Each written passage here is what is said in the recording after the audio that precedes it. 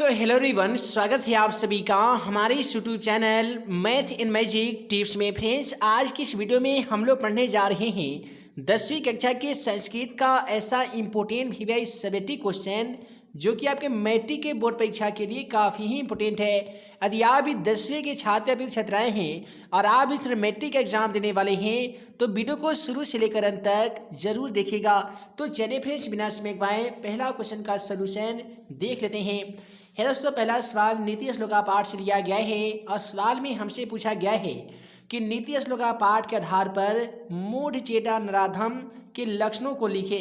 दोस्तों, यदि आप नीति श्लोका पाठ का अध्ययन किए होंगे तो उसमें एक श्लोक आता है, अनाहुता प्रविशति अपृष्टो बहुभाषते अविश्वस्ते न विश्वस्ते मूढ़ चेटा नराधम। अर्थात कोई ऐसा व्यक्ति जो बिना बुलाए कहीं आ जाता है, बिना कुछ पूछे बकबक करने लगता है और जिस पे विश्वास नहीं किया जा सकता है उस पर विश्वास करता है, ऐसे तमाम मनुष्य को नीति श्लोका पाठ के माध्यम से मूढ़ चेटा नराधम कहा गया है। वहीं आप आसान शब्दों में लिखिएगा कि नीच मनुष्य का अभिप्राय निम्न जाति में जन्म लेने वालों में से नहीं है। सत्य एवं असत्य कर्मों के संलग्न रहने वाला मनुष्य ही श्रेणी में नहीं आता है। जो बिना बुलाए किसी सभा में प्रवेश करता है और बिना कुछ पूछे कुछ बोलने लगता है, जिस पर विश्वास नहीं किया जा सकता है उस पर वे सबसे ज़्यादा अधिक विश्वास करता है, ऐसे व्यक्ति को ही नीच के श्रेणी में रखा जाता है। उसके बाद में अगला सवाल कहता है कि महान लोग संसार रूपी सागर को कैसे पार करते हैं। ये जो क्वेश्चन है मंगलम पाठ से लिया गया है और उसमें बताया गया है कि वेदाहमेतम पुरुषम महानतम, यानी वेद की ज्ञानता को जानकर ज्ञानी लोग मृत्यु भरी सागर को भी पार कर जाते हैं। तो देखिए, श्वेताश्व उपनिषद में ज्ञानी लोग और अज्ञानी लोग में अंतर स्पष्ट करते हुए महर्षि वेदव्यास कहते हैं कि अज्ञानी लोग अंधकार के समान होते हैं और ज्ञानी लोग प्रकाश के समान होते हैं। महान लोग इसे समझकर मृत्यु को पार कर जाते हैं, क्योंकि संसार रूपी सागर को पार करने का इससे बढ़कर कोई अन्य रास्ता नहीं है, कोई अन्य मार्ग नहीं है। तो बहुत ही सिंपल सटीक इसका जवाब है। आप चाहे तो इसका पीडीएफ डिस्क्रिप्शन बॉक्स में दिए गए मोबाइल ऐप को इंस्टॉल करके उसमें पीडीएफ वाले सेक्शन में जाकर तमाम पीडीएफ को बहुत ही कम समय में आसान तरीके से डाउनलोड कर सकते हैं।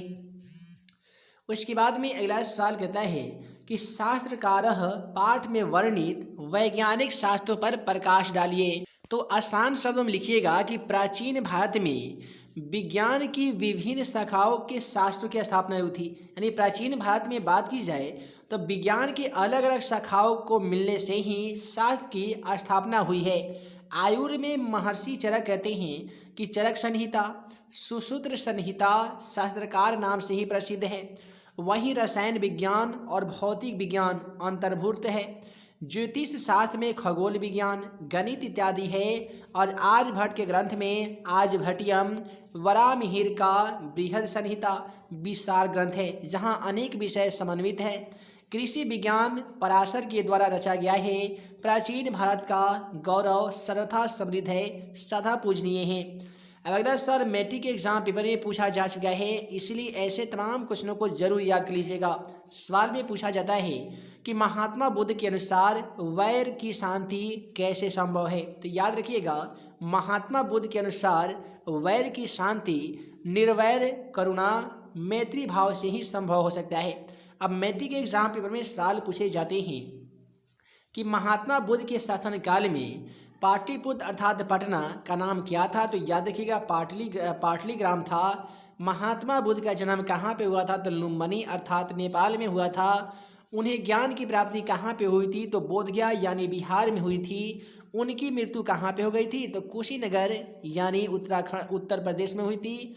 और उन्होंने सबसे पहला अपना उपदेश कहाँ पे दिया था दोस्तों? तो यूपी यानी सारनाथ में दिया था। अगला सवाल पूछे जाते हैं कि वेदांग की संख्या में कितने होते हैं, इसका नाम लिखिए। और याद रख लीजिए, 100% सवाल आपके मैट्रिक एग्जाम में छपने वाला है कि वेदांग कितने होते हैं, इसके नाम लिखिए। तो देखिए, वेदांग शास्त्र 6 होते हैं। कितने होते हैं दोस्तों? 6 होते हैं। वेदों की संख्या तो 4 होती है, लेकिन वेदांगों की संख्या 6 होती है। जैसे शिक्षा, कल्प, व्याकरण, निरुक्त, छंद एवं ज्योतिष, इस प्रकार से 6 वेदांग होते हैं। शिक्षा उच्चारण प्रक्रिया का ज्ञान कराती है। कल्प सूत्रात्मक कर्मकांड का ग्रंथ है। व्याकरण वर्ण शब्द वाक्य इत्यादि का अध्ययन कराता है। और निरुक्त का कार्य वेद के अर्थ का बोध कराना होता है। छंद सूत्र एक ग्रंथ है। ज्योतिष वेदांग से ज्योतिष ग्रंथों के बारे में हमें जानकारी मिलती है। अब आइए अगला सवाल क्वेश्चन नंबर 6 को देख लेते हैं। दोस्तों अगला सवाल कहता है कि स्वामी दयानंद की शिक्षा व्यवस्था का वर्णन कीजिए। देखिए स्वामी दयानंद सरस्वती का शिक्षा व्यवस्था किस प्रकार की था, आइए आसान शब्दों में जान लेते हैं। तो स्वामी दयानंद सरस्वती अपनी शिक्षा से अभिप्रेरित होकर समाज में नई शिक्षा प्रणाली को प्रोत्साहित किया था।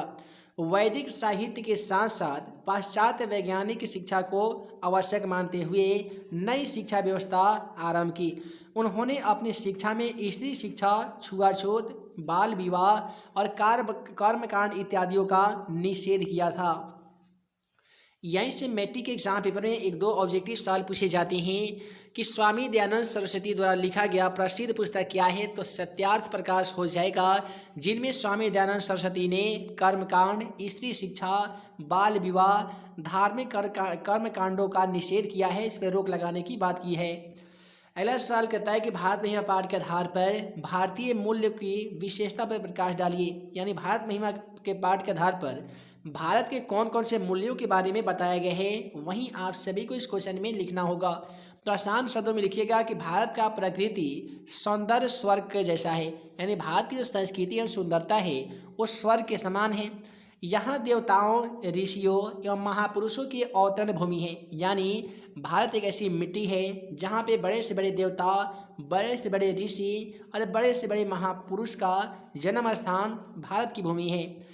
इसकी महिमा का वर्णन विष्णु पुराण एवं भागवत पुराण में देखने को मिलता है। भारत की मिट्टी की महानता का जो वर्णन है वो स्वयं विष्णु पुराण में विष्णु जी कहते हैं और भागवत पुराण में भी इसका वर्णन देखने को मिलता है। भूमि पर अवतरित होने वाला मनुष्य निश्चय ही धन्य है। हमारा भारत भूमि विशाल, रम्य रूपा और कल्याणप्रद है, अत्यंत शोभनीय और संसार का गौरव। भारत हम सबों के द्वारा हमेशा पूजनीय रहेगा। यहाँ जाति धर्म के भेदों को भुलाकर एकता एवं सहिष्णुता का पाठ पढ़ाया जाता है। हम भारतीय सदैव कहते हैं कि वसुधैव कुटुंबकम, अर्थात संपूर्ण पृथ्वी ही हमारा संपूर्ण परिवार है। अब आइए आसान शब्दों में अगला सवाल क्वेश्चन नंबर 8 को देख लेते हैं। दोस्तों अगला सवाल क्वेश्चन नंबर 8 कहता है कि दामोदर गुप्त ने पटना के संबंध में क्या लिखा था। ये जो सवाल है 10वीं कक्षा के संस्कृत का दूसरा अध्याय जिसका नाम है पाटलिपुत्र वैभवम, उसी पाठ से लिया गया है, जिसमें कवि दामोदर गुप्त ने पटना के संबंध में क्या कहते हैं। तो कवि दामोदर गुप्त पटना के अनुसार कहते हैं कि पाटलिपुत्र यानी पटना पृथ्वी का महानगर, पृथ्वी पर नगरों में श्रेष्ठ है। यानी इस पृथ्वी पर जितना भी महानगर है उन तमाम महानगर में जो महानगर होगा, सबसे श्रेष्ठ नगर होगा वो पटना है। किस कवि के माध्यम से, तो दामोदर गुप्त के माध्यम से। कवि का कहना यह है कि यहाँ संस्कृति के वंशज यानी विद्वान लोग बसते हैं। कवि ने इस महानगर की तुलना इंद्र की भरी पूरी नगरी से की है। कवि इस अपने व्याख्या में ये भी कहते हैं कि पटना यानी पाटलिपुत्र की जो भूमि है ये सरस्वती के यानी इंद्र के नगर के जैसा है, यानी ये स्वर्ग के समान है। अगला सवाल कहता है कि पटना में कौमुदी महोत्सव कब मनाया जाता था। याद रखिएगा पाटलिपुत्र में शरद ऋतु काल में कौमुदी महोत्सव बड़े ही धूमधाम से मनाया जाता था। यहाँ पे सभी नगरवासी आनंद मगन हो जाते थे। इस समारोह का विशेष प्रचलन गुप्त वंश के शासनकाल में शुरू हुआ था। आजकल जिस प्रकार से दुर्गा पूजा काफ़ी ही ज़्यादा धूमधाम से मनाया जाता है, ठीक उसी प्रकार से प्राचीन काल में गुप्त वंश के शासनकाल में कौमुदी महोत्सव मनाया जाता है। अब मैट्रिक के एग्जाम पेपर में यहीं से ऑब्जेक्टिव सवाल क्या क्या बनते हैं, पूछे जाते हैं कि कौमुदी महोत्सव कहाँ मनाया जाता था। तो याद रखिएगा पाटलिपुत्र यानी पटना में कौमुदी महोत्सव किस ऋतु में मनाया जाता था। तो शरद ऋतु में कौमुदी महोत्सव किस वंश के द्वारा शुरू किया गया था। तो गुप्त वंश के शासनकाल में शुरू किया गया था। अगला सवाल है नीति श्लोका पाठ के आधार पर मूर्ख के लक्षणों को लिखिए। हालांकि पहले वाले क्वेश्चन के माध्यम से ही हम लोग नीति श्लोका पाठ में मूर्ख के बारे में हम लोग पढ़ लिए, एक बार फिर से जान लेते हैं। देखिए, मूर्ख हृदय वाला अधम मनुष्य बिना बुलाए भीतर चला आता है, बिना पूछे ही बहुत बोलता है और अविश्वसनीय पुरुष पर वो सबसे अधिक विश्वास करता है। यही होता है मूर्ख में पाए जाने वाले प्रमुख लक्षण। इसी लक्षण को संस्कृत के श्लोक के रूप में आपको नीति श्लोक का पाठ में मिल जाएगा। अनाहुता परविशति अपृष्टो बहुभाषते न विश्वस्ति अविश्वस्ते मूढ़चेता नराधम, अर्थात वैसा मनुष्य जो बिना बुलाए कहीं प्रवेश करता है, बिना कुछ पूछे बहुत ही अधिक बोलता है, जिस पे विश्वास नहीं किया जा सकता है, ऐसे सभी मनुष्य पर वो सबसे ज़्यादा विश्वास करता है। ऐसे मनुष्य को नीति श्लोक का पाठ में मूढ़चेता नराधम अर्थात मूर्ख कहा गया है। उसके बाद में अगला सवाल प्रश्न 11 का देखिए कि राजा शांतनु के दुख के क्या कारण था। बहुत ही इंपॉर्टेंट सवाल है, मैट्रिक एग्जाम पेपर में ये भी सवाल पूछा गया था। तो याद रखिएगा कि एक बार जब राजा शांतनु घूमने के लिए यमुना तट पे गए थे, तो वहाँ पे धीवर की परम सुंदरी कन्या को देखकर उसके पिता से विवाह करने की इच्छा उन्होंने प्रकट किया था। लेकिन दिक्कत क्या था कि उस पुत्री का जो वो लड़की थी, उसके पिता दासराज शांतनु से उस अपने कन्या को विवाह नहीं करना चाहते थे। लेकिन बाद में जाकर एक शर्त पे सहमत हुए कि आपके विवाह के बाद सत्यवती यानी दासराज की जो पुत्री थी सत्यवती, इसका पुत्र ही आपके साम्राज्य का अगला राजा बनेगा। देवव्रत के कारण राजा शांतनु कन्या के पिता से शर्त नहीं माने, जिसके कारण काफ़ी ही ज़्यादा वे दुखी थे। हालांकि इसका बहुत ही लंबी चौड़ी कहानी है। क्या होता है कि जब महाराज शांतनु जब जाते हैं उस कन्या से विवाह करने की इच्छा प्रकट उसके पिताजी से करते हैं, तो उसके पिता कहता है कि ठीक है, मैं इस शर्त पे आपसे शादी करूँगा कि मेरे पुत्री से जो उत्पन्न पुत्र आपका जो पुत्र होगा वही आपके साम्राज्य का राजा बनेगा। लेकिन ऑलरेडी इनके पास में भीष्म पितामह एक ऐसे पुत्र होते हैं जिनमें राजा बनने के तमाम गुण मौजूद होते हैं। तो इन्हें ये लगता है कि हम इससे यदि हम शादी करेंगे तो जो हक मिलने वाला चाहिए था भीष्म पितामह का, उससे वो हक छीना जा सकता है।